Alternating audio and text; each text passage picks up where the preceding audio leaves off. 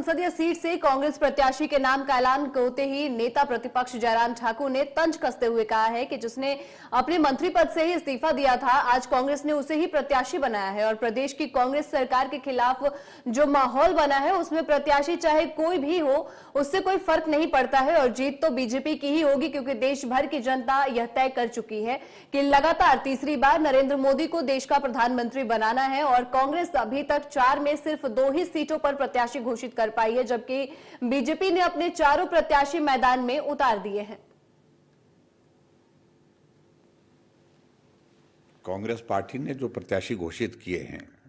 अभी 4 में से 2 ही किए हैं और हमारे पहले ही चारों सीटों पर प्रत्याशी घोषित होकर के काम में जुट गए हैं और हमारे लिए कोई हैरानी की बात नहीं है।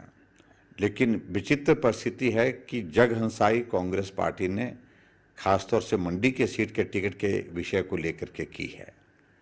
जो सिटिंग मेंबर पार्लियामेंट है वो कहती हैं कि चुनाव लड़ने का माहौल नहीं है, काम नहीं लोगों के हुए, विधायकों के काम नहीं हुए, सांसद निधि से ही चुनाव नहीं लड़ा जा सकता है और उनका टिकट जो है वो बदल करके उनके बेटे को दिए गए जो हिमाचल प्रदेश में मंत्री हैं। और जो मंत्री हैं वो अपने मंत्रिमंडल से त्यागपत्र दिए हैं कि हमारी जलालत हो रही है, सुनी नहीं जाती है और मानी नहीं जाती है। मेरे पिताजी के लिए शिमला की रिज के मैदान में 2 गज ज़मीन मांगी, वो नहीं मिली, हमने वहाँ पर उनकी मूर्ति लगानी थी। और उसके अलावा